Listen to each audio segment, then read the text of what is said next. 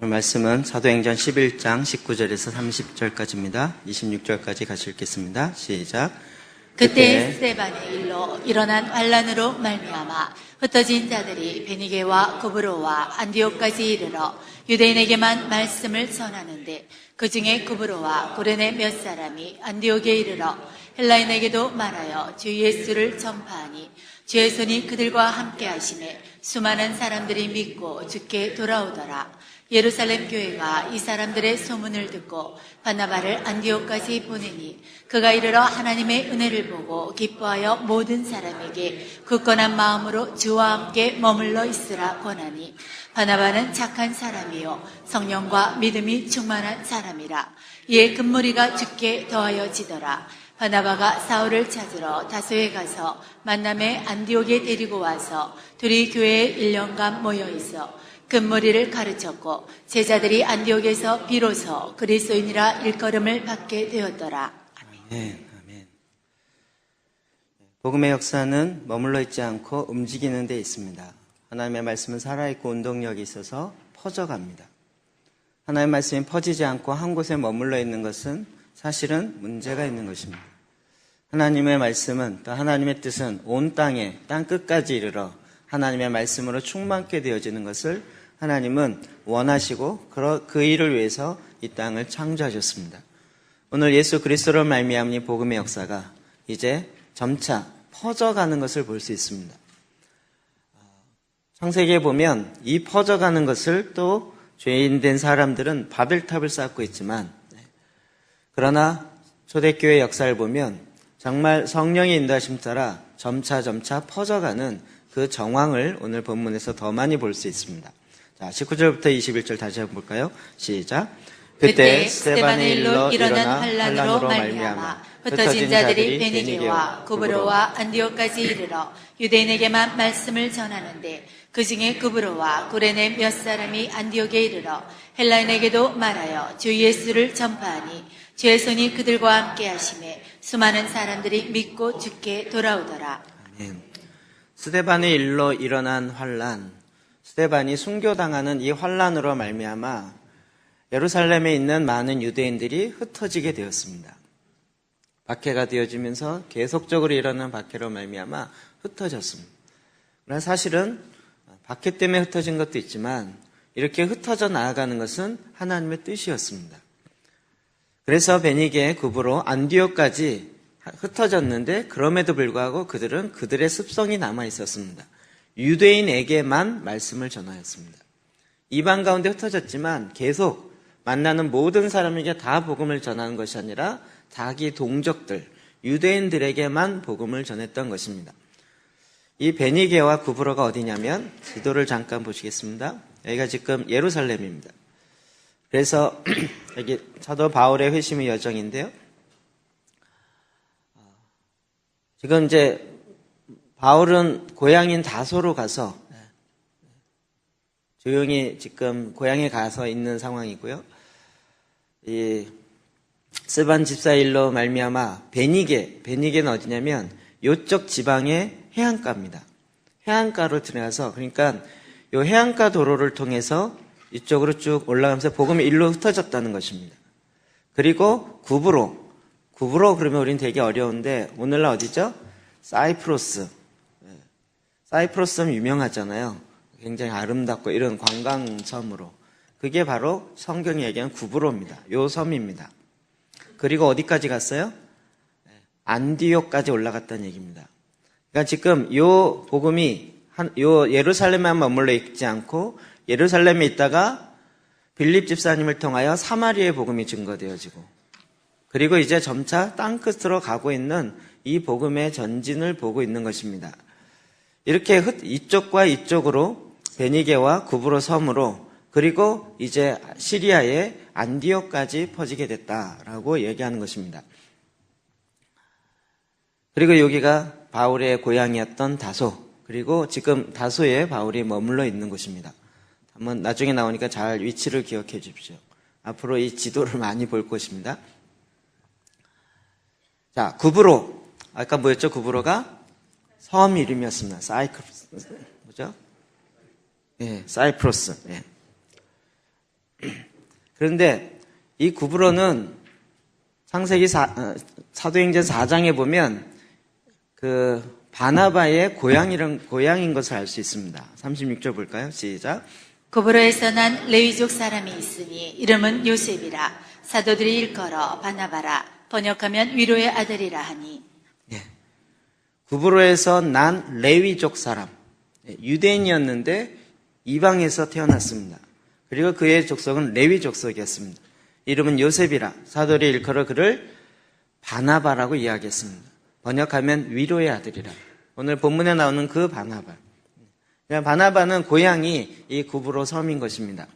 이곳에 태어났고 결국 이 복음에 의해서 하나님의 말씀을 받았다라고 추측하고 있습니다. 또 구레네가 나오는데요. 15장 1절 볼까요? 시작. 안디옥 교회에 선지자들과 교사들이 있으니 곧 바나바와 니게르라 하는 시몬과 구레네 사람 루기오와 분봉왕 헤롯의 젖돈새 마나인과 함이 사울이라. 예. 여기 보면 바나바는 어디 사람을 했죠? 구브로. 예.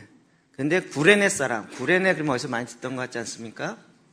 예. 예수님의 십자가를 대신 지고 갔던 구레네 시몬. 예. 구레네는 어디냐면 그 아프리카에 바로 이스라엘에 붙어 있는 아까 섬으로 보면 이쪽 여기가 이집트 나일강 유역이죠. 그런 아프리카 사람 그러면 늘 흑인만 생각하는데 이집트 사람은 그렇게 흑인 아닙니다. 그래서 요쪽에 있는 해변가에 있는 지역을 구레네라고 이야기합니다. 그러니까 지금 복음이 어떻게 퍼졌어요? 위로도 퍼졌지만 옆으로도 퍼지고 아래도 퍼지고 사방으로 다 퍼져나간 것을 볼 수 있습니다. 그래서 이제 각처에 있는 유대인들이 이 복음을 받아들이게 된 것입니다.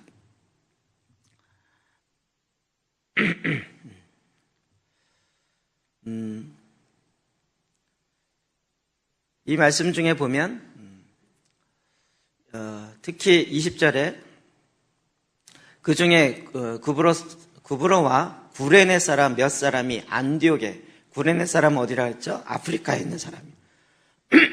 그 사람, 이집트에 있는 사람까지도 같이 그 구브로 섬과 구레네 아프리카에 있는 사람도 같이 안디옥에 이르러서 헬라인에게도 드디어 주 예수를 전파하였습니다.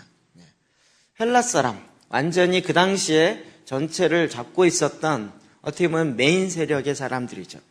그들에게 드디어 복음이 증거되었던 것입니다. 여기에 보면 이방인들, 특히 헬라 사람들에게는 뭐라고 전달되냐면 주 예수를 전파하니 이렇게 되어 있습니다. 유대인들에게는 예수가 메시아입니다 라는 것을 강조하기 위해서 예수는 그리스도십니다. 그래서 예수는 그리스도라는 고백이 많이 나오는데 이방인들은 메시아라는 말 자체를 이해를 못합니다. 여러분들 그렇지 않습니까? 우리나라 용어에 메시아라는 영어가 없었습니다. 성경에 있으니까 우리가 듣고 아는 거지. 이방인들에게는 오히려 메시아라는 용어보다는 그 당시에 최고의 로드가 누구였습니까? 네로 왕제였습니다. 우리의 로드는 네로입니다. 이렇게 인사하고 받는 쪽에 화답하기를 네, 나의 로드는 네로는 나의 로드입니다. 이렇게 서로 화답하게 돼 있습니다. 그런데 진정한 주가 네로가 아니라 예수라고 전파하는 일들이 일어났다는 것입니다. 즉 이방인이나 헬란이나 유대인이나 결국 전파되어지는 것은 예수 그리스도였습니다. 어디에 가나 예수 그리스도가 전파되었습니다. 그리고 예수 그리스도로 말미암은 그 복음의 역사가 전파되었던 것입니다. 그럼 이 지형을 보는 건 우리가 이 복음이 퍼져가는 것을 보면 굉장히 흥미진진합니다. 여러분 지금 저희가 이 말씀으로 기도하게 하며 이 일들이 자꾸 퍼져나가고 있다는 거 아십니까? 여러분 여기만 있으니까 잘 모르시겠죠. 제가 얼마 전에도 달라스에서 또 카톡을 받았습니다. 전 세계에 퍼져가고 있습니다. 그리고 이제 이번 주부터는 제천에 가서 트랜스포메이션 스쿨을 또 해야 됩니다. 누군지도 모르는데 달라스에 계신 어느 목사님이 카톡으로 딱 와서 목사님 유튜브로 설교를 들었는데 달라스에도 오셔야 되겠습니다. 이렇게. 달라스가 어느 나라인지 제가 잘 모르겠는데.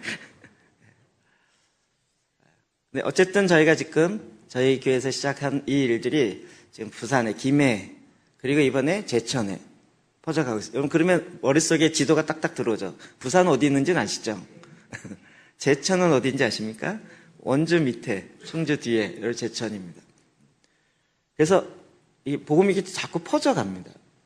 퍼져가면서 제 마음에 늘 안타까움은 뭐냐면, 우리 동네는 왜 안 퍼질까? 이거죠. 우리 동네는 왜 안 퍼질까? 시흥과 안산에 있는 가까운 교회에 있는 동네들은 왜 안 퍼질까? 퍼졌으면 하는 마음이 있습니다. 저희 교회가 퍼지는 게 아니라 정말 바른 기도, 또 말씀이 어떻게 살아 역사하는가. 이건 기도를 통하여 역사하는 것인데, 근데 안산에 지금 목회자 모임이 지역 모임으로 제일 잘 모이고 있습니다. 되게 재밌는 건 안산에 모이는 목사님들은 대부분 다 이주민 사역하시는 목사님들이 많습니다. 제 마음속에 갖는 생각은 뭐냐면, 역시 마음이 좀 이렇게 갈급하고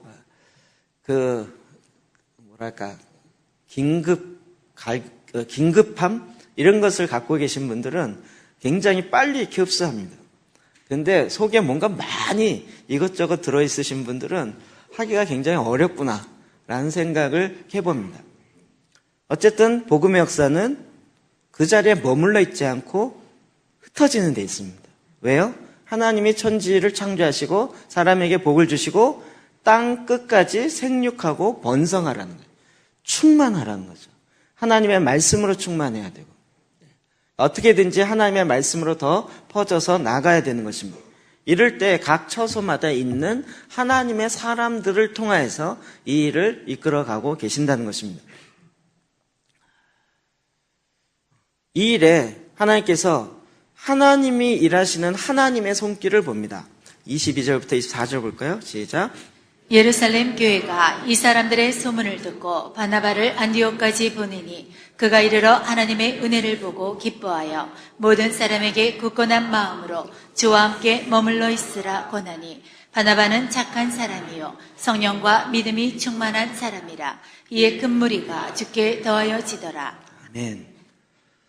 성령께서 이 하나님의 복음이 어떻게 퍼져야 할지를 정확하게 알고 계시고, 그래서 거기에 퍼지기에 가장 적합한 지역을 성령께서 택하셨습니다. 그것이 어디였습니까? 안디옥이었습니다. 안디옥은 아까 지도에도 보셨지만 해변가 도시입니다. 그리고 안디옥은 BC 300년경에 알렉산드리아 대왕이 이쪽 아시아부터 시작해서 다 정복해 가면서 이 소아시아 지역에 세운 첫 번째 도시, 그리고 그의 장군 누구죠? 안타나쿠스를 이름을 따서 그 도시를 졌습니다. 그래서 안디옥이 되었습니다. 안디옥은 굉장히 항구 도시이고, 그래서 굉장히 물류로 무역이 많은 거죠. 고고학자에 의하면 그 당시에 그곳에 페니키아 사람, 또 인디아 사람, 심지어는 중국 사람까지도 있었다고 합니다. 그 당시에. 그러니까 그곳에 복음이 퍼지면 그 모든 무역하는 사람을 통해서 또다시 전 세계로 퍼져가겠죠. 이런 것을 사실은 베드로나 유대인들은 잘 모릅니다. 근데 성령께서 이 사람들을 이끌어서 안디옥으로 가게 하신 것입니다. 이번에 제천 같은 경우도 보면, 저는 잘 모르는데 그분이 만나서 보니까 어떻게 하면 우리 도시를, 아예 지금도 하고 계신 일인데 블레싱 제천이에요. 제천을 축복한다. 그들의 표예요. 그래서 어떻게 하면 이 제천을 하나님의 도시로 만들 수 있을까를 10년 동안 고민하면서 해왔던 분이세요. 그래서 이것도 안 되고 저것도 안 되고 굉장히 실망하고 있다가 이제 다시 저희를 만나면서 다시 새로운 마음을 갖고 하겠다 그러는데, 이분 마음에 불이 붙은 것 같아요. 그래서 지금 제천뿐만 아니라 그 주변에 정선, 충주, 그 주위에 12개 도시에 있는 사람들 벌써부터 지금 이렇게 부르고 있으세요. 하나님이 희한하게 그렇게 일하시는 분이 계십니다. 그분 제가 전혀 모르던 분이고, 만나려고 했던 분도 아닌데, 그냥 만나게 하는. 저희가 하는 게 복음의 역사다 이 얘기는 아닙니다. 착각하지 마시고요. 그런데 어쨌든 하나님께서 그렇게 각 사람의 정말 중요한 한 사람, 키맨들을 통하여서 퍼져가게 하십니다. 지금 이 복음의 초대교회 역사는 드디어 안디옥에 집중하게 됩니다. 여러분, 이 안디옥은 나중에 어떻게 됩니까? 이방 선교의 전초 기지가 되는, 베이스가 되는 가장 중요한 교회가 되어집니다. 그것을 하나님이 미리 제일 첫 번째 딱 그것을 정하시고 그것으로부터 하나님의 일을 펼쳐가기 시작하는 것입니다. 근데 그 일을 펼쳐감에 있어서 독특한 성경의 표현이 있습니다. 그곳에 이제 바나바를 보내는데 바나바에 대한 설명과 바나바는 착한 사람이며 성령과 믿음이 충만한 사람이라 이에 큰 무리가 죽게 더하여지더라. 거기에 부흥이 일어났다 이렇게 얘기하거나 거기에 안디옥 교회가 엄청 커졌습니다 이렇게 얘기하지 않고 큰 무리가 주께서 더하셨다 이렇게 표현하고 있습니다. 이 표현은 사도행전에 계속적으로 나타나는 표현입니다. 사도행전 2장 41절 오순절 사건이 일어난 다음입니다. 시작. 그 말을 받은 사람들은 세례를 받음에 이날의 신도의 수가 3,000이나 더하더라. 3,000이나 더하셨다. 누군가가 주께서 더하여졌다. 그리고 오순절에도 3,000이나 더하였다. 주님께서 행하셨다는 것을 계속 얘기하고 있죠. 47절이요. 시작. 하나님을 찬미하며 또 온 백성에게 칭송을 받으니 주께서 구원받는 사람을 날마다 더하게 하시니라. 날마다 더하게 하세요. 더하여. 누가 해요? 예수님께서 하시는 거예요. 주께서 행하시는 거예요. 아나니아와 삽비라 사건입니다. 그것이 정리되고 난 결과에 대한 이야기를 하고 있습니다. 5장 14절 시작.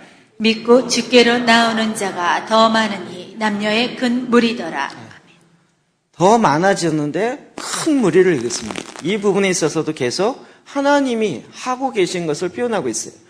또 9장 31절은 이제 사도 바울 되기 전에 사울의 그 일로 인해서 그 초대교회에 놀랐지만 그러나 그가 주님을 만나고 변화되고 난 그 이후의 결과에 대한 이야기입니다. 31절 시작. 그리하여 온 유대와 갈릴리와 사마리아 교회가 평안하여 든든히 서가고 주를 경외함과 성령의 위로로 진행하여 수가 더 많아지니라. 아멘. 그러면 초대교회의 역사는 예수님으로부터 시작합니다. 주님이 마태복음 16장 16절에 내가 내 교회를 내가 세우리니 라고 말씀하십니다. 교회라는 단어 자체가 신약에 나타납니다. 구약에는 이제 성막, 성전 이렇게 가면서 이스라엘의 이렇게 역사로 갑니다.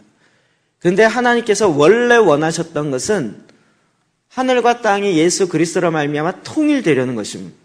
이 일을 위해서 주님께서 그것을 담아낼 수 있는 구조를 또 만드시는데 그게 바로 교회였습니다. 그러니까 교회는 예수님께서 창세전에 감춰졌던 비밀이었습니다. 그러하기 때문에 교회의 머리 대신 예수 그리스도께서 이 일을 계속 이끌어 가십니다. 여러분, 교회는 누가 이끌어 가야 됩니까? 당연히 예수님이십니다. 당연히 예수 그리스도께서 그 믿는 자를 더하시고 예수 그리스도께서 그것을 이끌어 가시고 예수 그리스도께서 주인이 되시고 예수 그리스도께서 교회의 본질이 되시고 시작이요 마지막이 되는 것입니다. 여러분, 이 말이 왜 이렇게 생소하죠? 교회의 머리는 목사님이나 당회나 장로님이나 어떠한 조직의 그 사람들이 아닙니다. 그런 권위를 둔 것은 섬기라고 둔 것이고 정말로 하나님께서는 지금 교회를 지금도 하나님이 이끌어 가시는데 머리 대신 예수 그리스도로 말미암아 주님께서 이끌어 가신다는 것입니다. 초대교회는 계속 그렇게 이끌어 갔습니다. 그래서 3,000명, 5,000명이 더해졌을 때 우와 우리가 대형교회가 됐다라고 자랑한 게 아니라 주님이 더하셨습니다라고 주님을 계속 고백했던 것입니다. 기적의 역사가 일어나고 놀라운 아나니아와 삽비라 사건 같은 두려운 사건이 일어날 때도 와 이건 다 주님이 하셨습니다. 모든 것의 포커스를 예수 그리스도에게 주님 대신 그에게 맞춰줬던 것입니다. 오늘날 너무나도 주님 대신 교회가 올라가 있어요.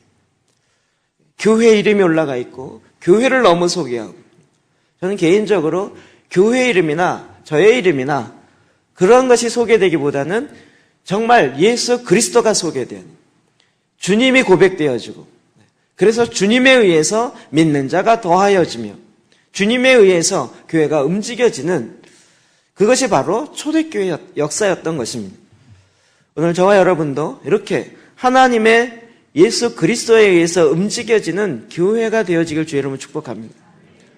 주님이 다스리지 않기 때문에 안 이루어지는 것이 아니라 주님은 지금도 여전히 말씀하시며 여전히 다스리고 계십니다.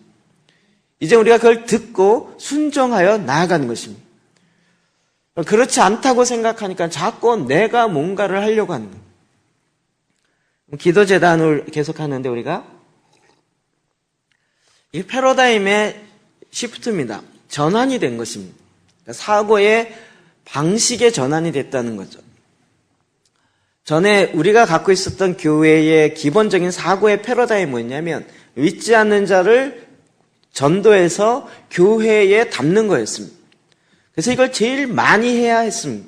여러분, 이건 잘못됐다는 것이 아니라 초기는 그렇습니다. 그런데 지금 이거는 어떤 유아기와 같은 초기인데 성경을 계속 보면 볼수록 이게 틀리지 않아요. 맞는데 처음에 이렇게 갔는데 이렇게 가는 것의 궁극적인 목적은 어디 있습니까? 세상을 변화시키고 세상에 하나님 나라가 임하게 하는 것입니다. 그러려면 이렇게 예수 그리스도를 믿는 자를 많이 담으면 변화될 거라고 생각했던 거죠. 그런데 교회만 커지지 세상은 바뀌지 않았다는 거예요. 그러면 어떻게 해야 될 것인가? 이 고민 때문에 저희가 지금 트랜스포메이션하고 기도재단 하는 거죠. 왜요? 이렇게 가니까 교회만 커지고 세상과는 자꾸 거리만 생긴다는 거잖아요. 그러니 어떻게 됐습니까? 자, 이제 이렇게 커진 또 이 안에 있는 하나님의 백성들이 어떻게 살아야 할 것인가를 말씀을 통해서 다시 찾아보니까 세상을 바꾸고 세상을 변화시키고 특별히 세상 가운데 있는 죄악의 문제를 해결하는 우리를 구원하사 왕같은 제사장 삼으셔서 세상의 죄악의 문제를 해결하고 십자가를 지고 주님 앞에 나가서 이 어둠의 세력을 무너뜨리며 하나님의 임재로 말미암아 정말 주님이 원하셨던 것처럼 예수 그리스도로 말미암아 하늘과 땅이 통일되게 하려는 이 계획을 원하셨던 거죠. 이 개혁에 이것이 첫 발자국이라면 이제 두 발자국, 세 발자국을 걷게 된다는 것입니다. 이렇게 하려고 하다 보니까 교회가 너무 사이즈가 커지면 이렇게 하기가 힘들다는 거죠. 뿐만 아니라 이렇게 됐을 때는 그냥 목사님 한 사람이 듣고 말씀하면 됐었습니다. 우리 교회를 향한 하나님의 뜻은 이겁니다. 그런데 지금 세상을 변화시키려니까 세상이 굉장히 다양하잖아요. 그리고 거길 다 목사가 가는 것도 아니고 알지도 못하고 있는 것도 아니고. 그러면 어떻게 해야 됩니까? 모든 하나님의 성도들이 다 하나님의 말씀을 듣고 하나님의 말씀 따라 움직일 줄 아는 그와 같은 왕 같은 제사장으로 훈련돼야 된다는 거죠. 여기는 어떤 면에서 전도하고 교회 나오게 하고 이것만 하면 됐었습니다. 근데 지금 저희가 생각의 전환을 하다 보니까 그렇구나. 이 세상은 그냥 죽어가는 세상이 아니라 이 세상을 주님께서 이 세상을 사랑하사 독생자 예수 그리스도를 내어주셨는데 우리를 구원하신 목적이 이 아름다운 덕을 선전하는 것이고 우리를 구원하신 목적이 이 세상을 예수님이 하신 것처럼 이 땅 가운데 생명을 불어넣고 이 땅 가운데 하나님의 역사를 이루기 위해서 우리를 만드시고 구원하셨는데 이걸 위해서는 하나님의 계획이 있다는 걸 아는 거죠. 그래서 이제는 목사님만 아니라 모든 성도가 세상에 다 살고 있기 때문에 모든 성도가 다 하나님의 말씀을 들으며 하나님의 전략을 받으며 하나님의 기름 부으심을 받으며 내가 속한 곳에서 하나님 나라가 임하게 하는 쪽으로 바뀌어야 된다는 거죠. 그게 지금 저희가 TK 하는 가장 큰 패러다임의 전환입니다. 이거 잘못됐다는 이야기 아닙니다. 처음에 이 일을 위해서 하나님 하신 일은 무엇입니까? 전초 기지를 만든 것입니다. 베이스, 전초 기지. 우리가 인천 상륙작전을 왜 합니까? 굳이 거기 할 게 뭐 있어요? 유엔군이 부산부터 쫙 올라오면 되지. 그렇지 않고 인천을 베이스 기지로 딱 잡고 그리고 거기에 진지를 구축하니까 거기서부터 공격해 올 수 있는 거잖아요. 하나님이 이 땅에 임하시려고 할 때 전처 기지로서 교회를 딱 두시고 교회를 통하여 온 세상까지 퍼져가게 하는 전처 기지, 베이스요. 그러니까 성막같이 쳤다가 금방 움직였다가 할 수 있는 이런 기능이 있어야 했다는 거죠. 이렇게 주님은 주님의 교회를 주님이 만드시고 주님이 믿는 자를 더하시고 그에 의해서 그 무리들이 하나님의 뜻에 의해서 움직여 갔다는 것입니다. 여러분 이 변화를 이해하시겠습니까? 그래서 저희가 기도재단 하는 자꾸 여러분이 목사님이 듣고 이야기해 주시죠? 이러지 마시고 이젠 우리 모두가 다 이것을 훈련하고 연습하고 그리고 이제 실전에서는 우리 각자가 다 믿음의 선한 싸움을 싸워야 하는 것입니다. 주님이 이 일에 점점 더 무리를 더하신 거예요. 주님이 더하시고 주님이 붙이신 거예요. 베드로가 설교를 잘했기 때문에 3,000명 왔다 이렇게 한 것이 아니라 주님께서 큰 무리를 그들 가운데 붙이셨다는 거예요. 사실 저희 교회도 비슷합니다. 제가 보기에 전에도 몇 번 드렸지만 저희 교회가 성장할 수 있는 교회 성장학적 요인으로 볼 때 빵입니다. 교통시설 안 좋죠. 주변에 아파트 그것도 없죠. 산골짜기에 들어가 있죠. 이게 무슨 산골짜기에서 올 편지인지. 버스도 40분마다 주일 한 1시간마다 있죠. 그러니까 정말 교회가 서기에 가장 안 좋은 곳이라고 합니다. 그런데 하나님이 저와 여러분을 막 이렇게 보내셨어요. 여러분 제가 막 전도해갖고 그래서 오셨나요? 정말 저는 이 표현대로 하나님 주께서 무리를 더하셨어요. 그냥 붙이셨어요. 어느 날 유튜브를 통해서 어느 날 소개를 통해서 이렇게 저렇게 정말 주님께서 준비하셨어요. 전도를 안 해도 된다 이 얘기 아닙니다. 우리가 믿음의 현장 가운데 전도를 해야 됩니다. 그러나 그 모든 일의 주인 되시는 분은 예수 그리스도이십니다. 이곳의 전처 기지로서 그 안디옥을 택하였습니다. 그런데 바나바가 이곳을 가면서 하나님 주신 놀라운 전략을 받습니다. 25절 26절 시작.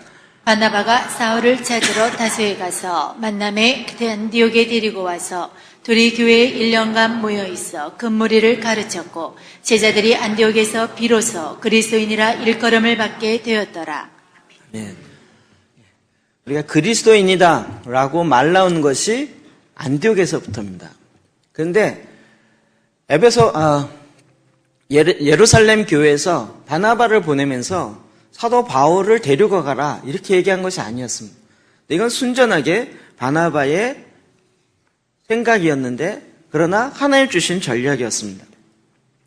다소에 사도 바울이 있다는 것을, 그러니까 사울이죠. 그가 있다는 것을 이미 알고 있죠. 사도행전 9장 30절 볼까요? 시작. 형제들이 알고 가이사랴로 데리고 내려가서 다소로 보내니라. 그 예수 믿는 자를 잡아 죽이려고 했던 사울이 예수님을 만나고 변화되어서 그러나 그를 죽이려고 하는 많은 사람들이 있다는 걸 알고 그를 그의 고향으로 보냅니다. 그것이 다소입니다. 근데 아까 지도에 보셨듯이 다소와 안디옥이 가깝습니다. 그리고 또 하나, 이미 바나바는 하나님으로부터 이 사울이 왜 하나님이 사울을 부르셨는지를 알고 있는 거죠. 15절, 9장 15절입니다. 시작. 주께서 이르시되 가라 이 사람은 내 이름을 이방인과 임금들과 이스라엘 자손들에게 전하기 위하여 택한 나의 그릇이라. 아멘. 사울이 예수를 믿는 자를 잡아 죽이려고 했지만 그가 주님을 만난 다음에 그의 간증과 그의 고백을 통해서 들어보니까 주님이 뭐라고 그러셨어요? 이방인들에게 복음을 전하기 위한 이방인의 사도뿐만 아니라 임금들과 이스라엘 자손에게 전하기 위한 택한 나의 그릇이다라는 하나님의 말씀을 기억하고 있는 거예요. 이건 사도 바울이 난 이렇게 하겠습니다 한 게 아니라 하나님이 그를 택한 이유에 대해서 말하고 있었고 그 이후에 이 바나바가 이 말씀을 듣고 마음에 간직하면서 이 사건이 아마도 7년 내지 8년 후의 일이라고 추측합니다.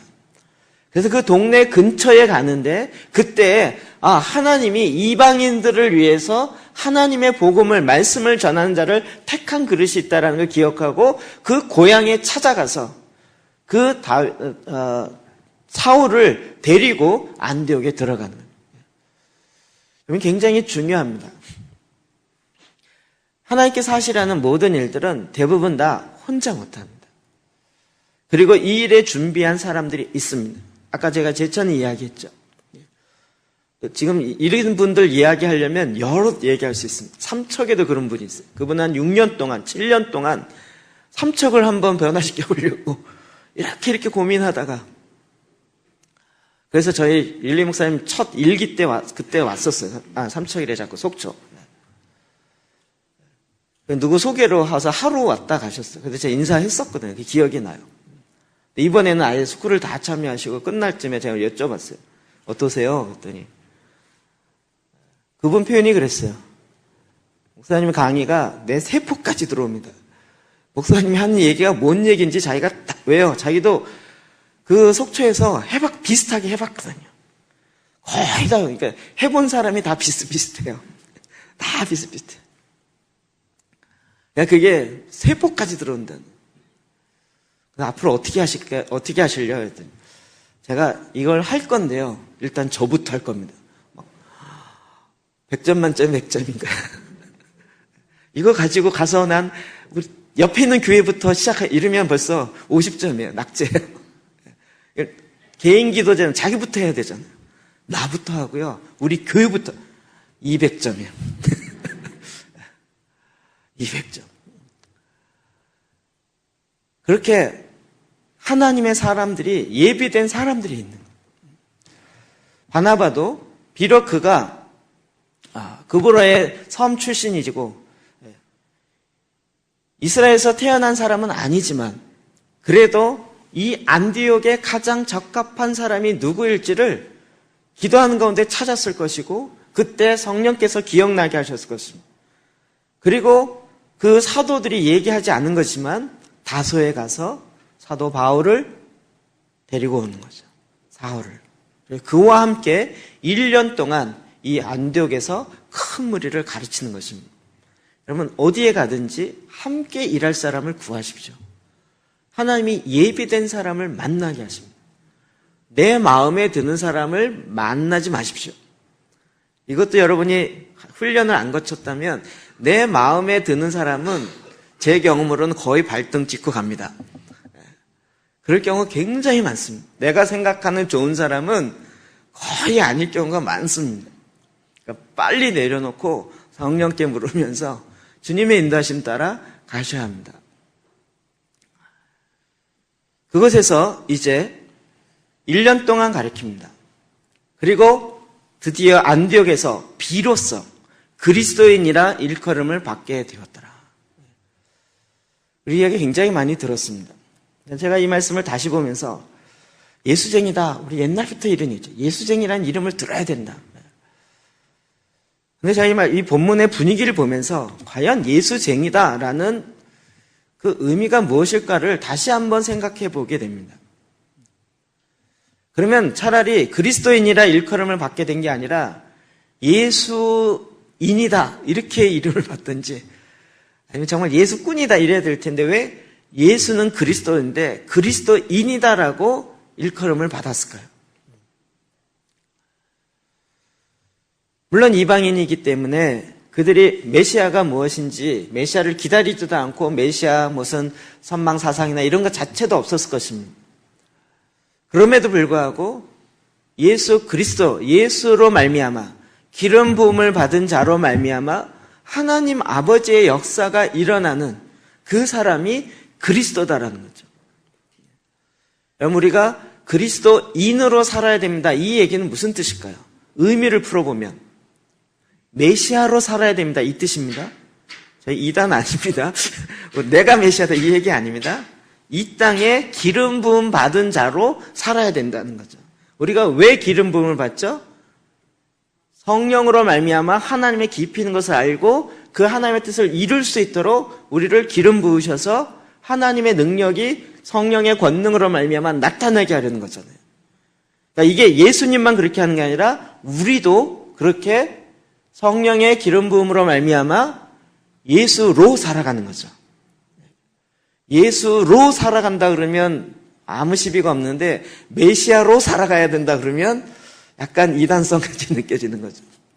같은 얘기입니다. 이해되시나요? 그러니까 그들이 1년 동안 사도 바울과 바나바의 가르침을 받고 내가 사는 것이 내가 아니요 내 안에 계신 예수 그리스도로 말미암아 살아가는구나 라는 것을 배웠을 뿐만 아니라 그 삶을 살았던 거죠. 그래서 그 안디옥에 있는 많은 사람들이 저 사람들은 우리랑 다른데 그리스도인이구나 라고 일컬음을 받게 됐다는 거예요. 저는 오늘날 이 의미가 너무 축소된 것에 대해서 안타깝습니다. 오늘날 우리 뭐라고 부르죠? 교인이다. 약간 어떤 느낌입니까? 교회 다니는 사람. 기독교인이다. 그러면 그냥 여러 종교, 천주교, 불교, 여러 종교 중에 나는 기독교예요. 근데 지금 그리스도인이다라는 이 이야기는 정말 내 삶에 내가 사는 것이 예수 그리스도로 살고 그리스도를 위하여 살고 그리스도로 말미암아 살아가는 그 삶을 살고 있다는 것입니다. 전 너무나도 이렇게 교리에만 머물러 있는 것을 원치 않습니다. 주님이 우리를 다시 오셔서 심판하실 때 우리의 생명책을 보고도 하시지만 행위록을 보고도 심판하실 것입니다. 우리가 어떤 교리를 갖고 있느냐를 갖고 얘기하는 것이 아니라 어떻게 살았느냐를 보고 우리의 마음의 중심과 어떻게 살았느냐를 보고 이야기할 것입니다. 그렇기 때문에 내가 그냥 지적인 동의와 교리적인 이 패러다임에 맞는 것만으로 다 이뤘다라고 생각하면 큰 착각입니다. 우리가 거기에 합당한 삶을 살아야 하는 것입니다. 그래서 베드로전서 4장 16절이요. 시작. 만일 그리스도인으로 고난을 받으면 부끄러워하지 말고 도리어 그 이름으로 하나님께 영광을 돌리라. 자, 그리스도인으로 이게 그냥 교회를 다님으로 고날 이 얘기가 아니죠. 내가 사는 이유, 목적, 방법이 예수 그리스도로 말미암아 살아가고 있어요. 그런데 이 세상에서 이렇게 살면 고난을 받을 수밖에 없어요. 왜요? 이 세상은 공중의 권세 잡은 자들이 자기를 믿고 자기를 따르라 그러는데 희한한 소수가 일어났는데 그걸 따르지 않는 이상한 자들이 있는 거예요. 이렇게 봤더니 예수를 따르고 있어요. 그리고 예수를 위해 살고 예수로 말미암아 살아요. 그러면 이 세상의 신들이 어떻게 하겠습니까? 공격하겠죠. 그러면 당연히 고난이 오겠죠. 근데 대부분 이 고난이 힘들고 고난이 두려우니까 내가 그리스도로 말미암아 살려고 하지 않는 거죠. 고난이 없는 것이 기쁨이겠습니까? 내가 그리스도인으로 살아갈 때 이 땅에는 당연히 고난이 있는 것이 마땅하다는 거죠. 그 고난을 받을 때 부끄러워하지 말고 도리어 그 이름으로 하나님께 영광을 돌리라는 거예요. 와, 내가 그리스도인으로 살니까 이런 고난을 당하는구나. 내가 정말 제대로 살고 있구나. 이러면서 하나님께 영광을 돌리라는 거예요. 고난을 즐거워하라는 얘기는 아닙니다. 착각하지 마십시오. 우리 막 이런 거 할 때는 너무 극단적이었잖아. 막 복음 전했는데 물로 막 이렇게 물세례를 받으면 그리스도에서 내가 물세례를 받았어 이러면서 좋아하고 막 이런 극단적인 얘기가 아닙니다. 우리 삶의 모든 원리가 삶의 방향과 내 삶의 그 스타일 자체가 세상 사람과 다른 거죠. 히브리서 3장 1절이야. 시작. 그러므로 함께 하늘의 부르심을 받은 거룩한 형제들아, 우리가 믿는 도리의 사도이시며 대제사장이신 예수를 깊이 생각하라. 아멘. 그리스도인의 가장 큰 핵심은 무엇입니까? 예수를 깊이 생각하는 거예요. 예수로 말미암아 사는 거예요. 왜 예수쟁이라는 이야기가 나와요? 그냥 복음 전한다고 예수 믿으세요, 예수 믿으세요 이래서 예수를 얘기가 나온 게 아니라 무슨 고난이 있어도 예수님은 어떻게 하셨지? 예수님은 이 고난에 어떻게 말씀하셨고 이런 고난을 어떻게 이기셨지? 막 배신을 당했는데 예수님은 배신당한 일이 있었나? 예수님도 있었죠. 제자들이 정말 가까이서 3년 동안 같이 있던 그 제자들이 딱 등 돌리고 도망갔죠. 또 정말 수제자라고 이야기하는 걔는 모른다고 3번이나 저주하고 맹세하면서 갔죠. 그리고 예수님과 눈이 마주치자들. 여러분, 배신당할 때 예수님을 묵상해 보십시오.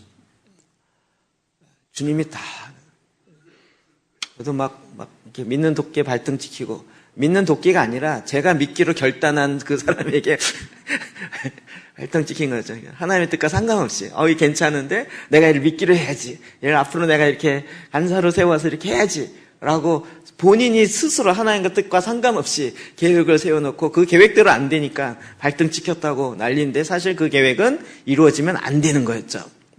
근데 느낌은 배신당한 느낌인 거죠. 그때 주님을 묵상하면서 정말 묵상이 아니었어. 그때는 따지는 거죠. 주님, 왜 나에게 이런 고난을, 내가 나조차고 이런 일을 했냔 말이에요. 주님이 딱 나도 당했다. 언제, 당신이 언제 이런 걸 당했냐고. 그리고 잠깐 생각해보면 딱 생각나는 거예요. 예수님이 십자가 전에서. 가난했을 때나 힘들었을 때나 어려울 때나 모든 상황 속에서 주님은 어떻게 하셨지? 그 주님을 깊이 생각합니다. 안디옥에 있는 그리스도인들이 그리스도인이라고 일컬음을 받을 때에는 그들의 호칭이나 교회를 다녔기 때문에 종교가 기독교 때문이 아니라 그들의 삶 자체가 그리스도인이었다는 거죠. 저는 저와 여러분이 이 그리스도인이 되어지는 삶을 사시길 축복합니다. 그러려면 왕도가 없어요. 말씀을 묵상해야 돼요. 예수 그리스도를 묵상해야 돼요. 교회를 10년, 100년 다녀서가 아니라 정말 주님을 묵상하며 그 묵상에서 내 안에 내 삶으로 들어와서 주님으로 말미암아 내가 살아가는, 그래서 내 안에 예수 그리스도와 내가 일치되는, 내가 주님을 따라서 주님이 하신 말씀을 나도 따라하고 주님이 살았던 삶을 날도 따라하다 보니까 사람들이 뭐라 그래요? 예수님 같네? 이런 얘기를 하는. 근데 본인은 따라한 거죠. 내 안에 계신 예수님의 말씀을 한 거죠. 내 말이 아니라 내 안에 있는 예수님의 말을 한 거죠. 그러니까 난 자랑할 것도 없고, 아니야, 주님이 이렇게 말씀하셨어. 주님이 이렇게 행했던 거야. 이러면서 살았다는 거죠. 오늘날 이 안디옥 교회가 주는 교훈이 오늘날 교회에 다시 회복돼야 할 줄 믿습니다. 그러려면 첫 번째 무엇이죠? 성전이 회복돼야 되는 거예요. 어떻게 회복됐는지도 성경에 다 나오더라고요.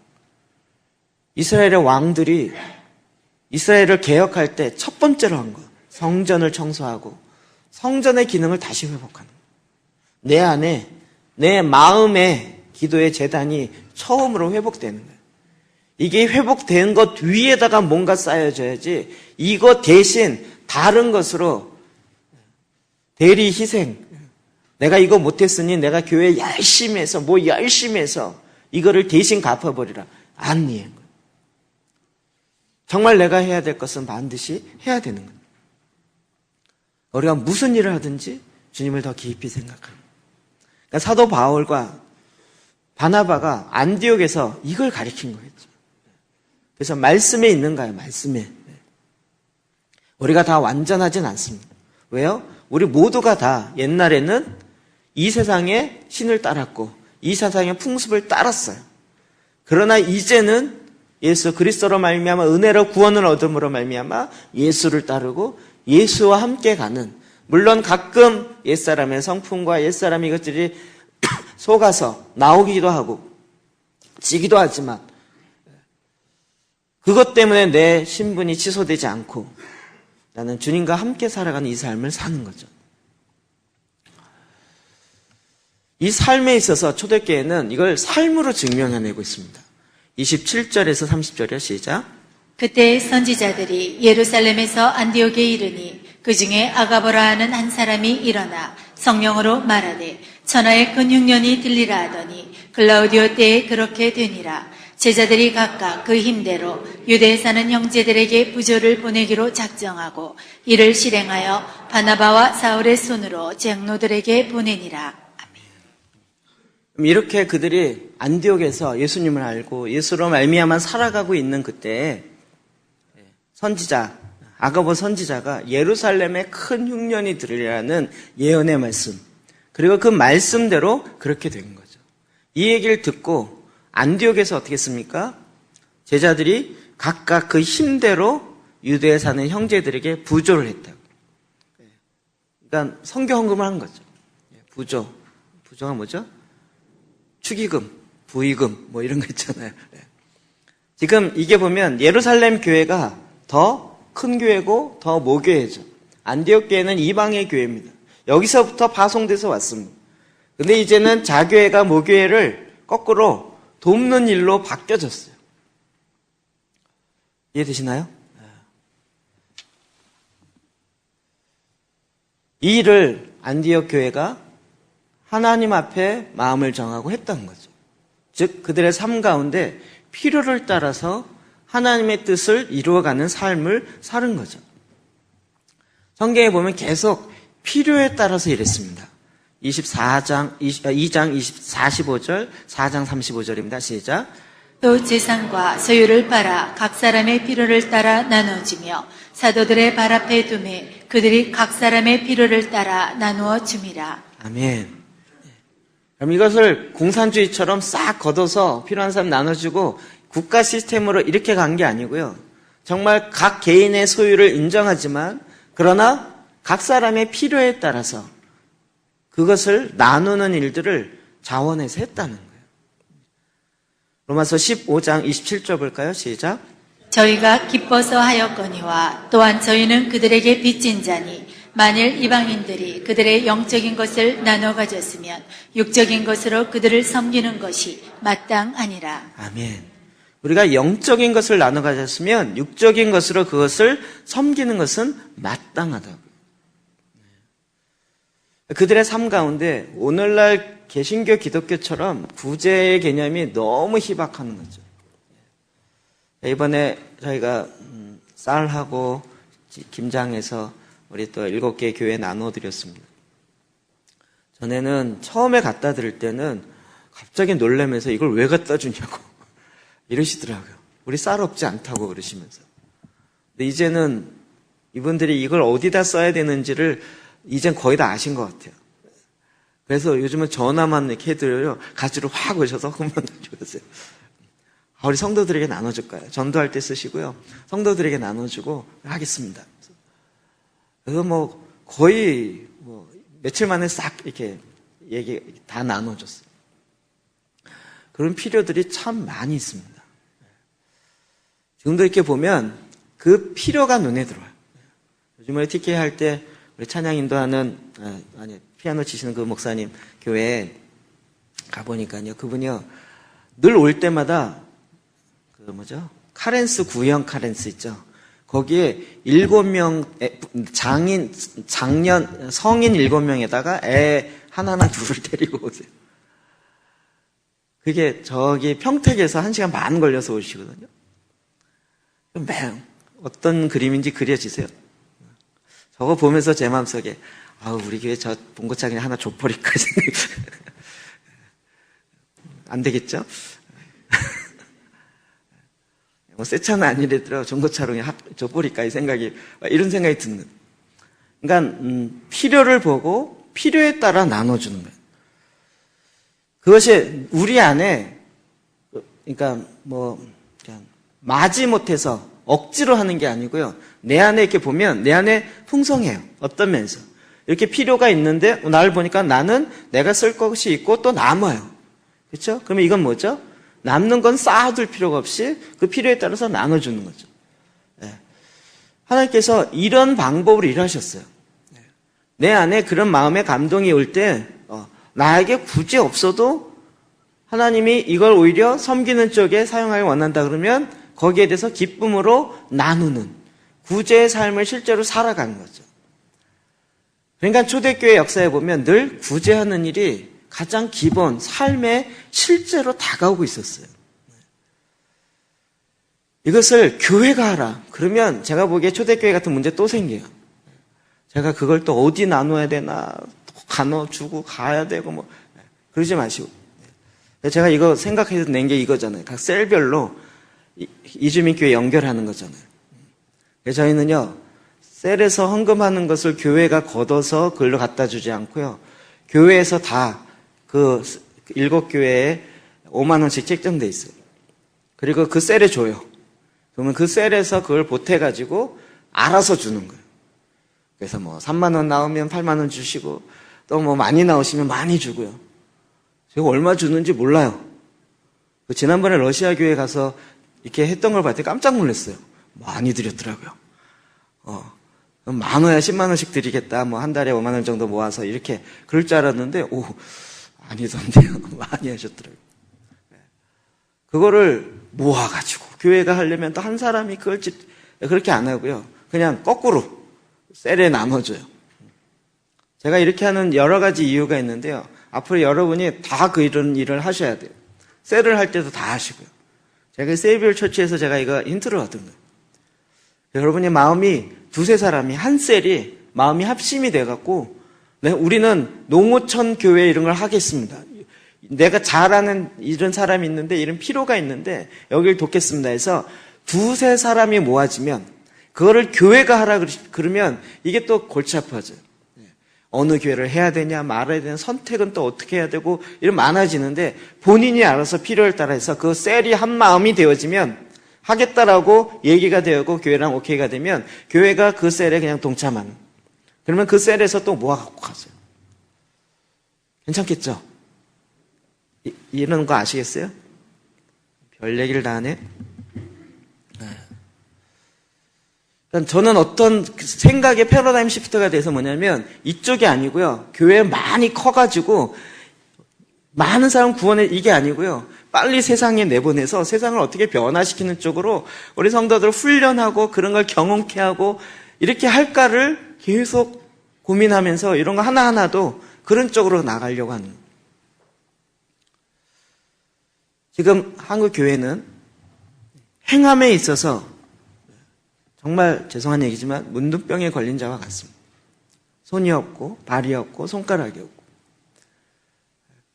실제적인 사회의 필요는 많이 있는데 그 일을 돕고 섬기는 부분에 있어서 오히려 그것을 마땅히 나누는 것이 마땅한데도 불구하고 내가 갖고 있는 교리적인 이유 하나만으로 그렇게 그 부분에 있어서는 크게 연연하지 않는 그런 모습을 너무 봅니다.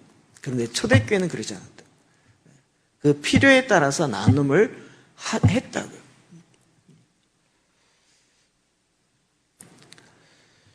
이런 필요를 보는 눈은 저만 있는 것이 아니라 여러분 모두 다 있습니다. 그렇기 때문에 우리 모두가 다 함께 이런 접근을 해야 되는 거죠. 그리고 하나님께서 그것을 볼 줄 알고 그 마음을 주셨다면 그것을 이루어가는 방법에 있어서도 하나님께서 이루실 줄 믿습니다. 그럼 이러므로 말미암아 안디옥 교회가 드디어 이방 교회의 첫 베이스가 돼요. 여기서부터 시작해서 사도 바울이 1차 전도, 2차 전도 나가기 시작합니다. 그리고 이제 어떻게 보면 교회의 메인 교회가 예루살렘 교회에서 이제 이방 교회로 넘어오는데 이방 교회의 가장 핵심은 안디옥 교회로 변경이 되어집니다.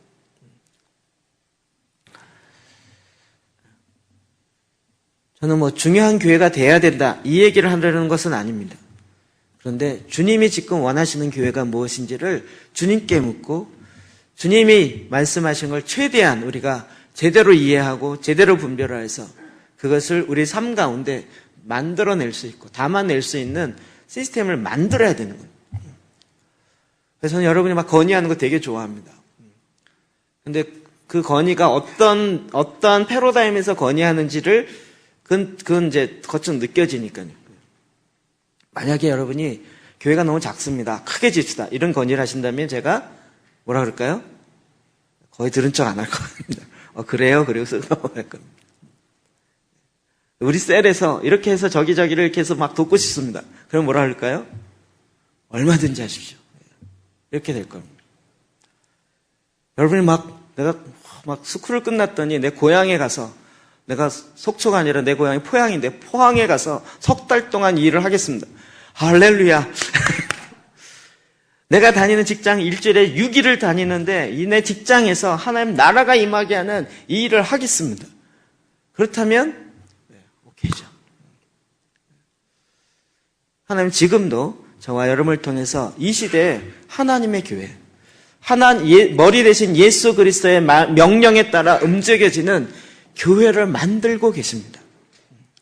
이제 우리가 교인이 아니요, 그냥 기독교인이 아니요, 그리스도인으로 예수 그리스도로 말미암아 살고 그리스도의 뜻이 내 삶 가운데 이루어지는 이런 그와 같은 안디옥 교회의 그리스도인과 같은 그 삶을 살아내는 그리스도인으로 사시기를 주의 이름으로 축복합니다. 이 시간 같이 좀 기도하겠습니다.